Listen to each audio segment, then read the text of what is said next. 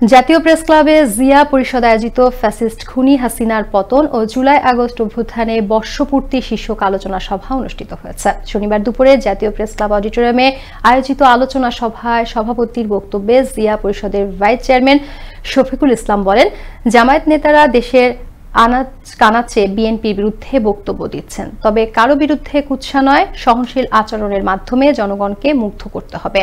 সভায় আরো বক্তব্য রাখেন জিয়া পরিষদের আরেক ভাইস চেয়ারম্যান মুজিবুর রহমান হাওলাদার, মহাসচিব এমতাজ হোসেন, জ্যেষ্ঠ যুগ্ম মহাসচিব আব্দুল্লাহ হিল মাসুদ, যুগ্ম মহাসচিব আলিমুজ্জামান সহ আরো অনেকে।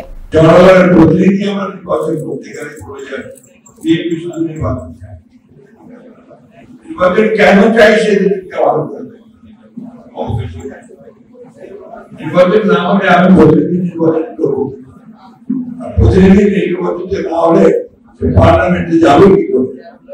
পার্লামেন্টে না গেলে জনগণের শাসনটা প্রতিষ্ঠিত হবে প্রত্যেকে।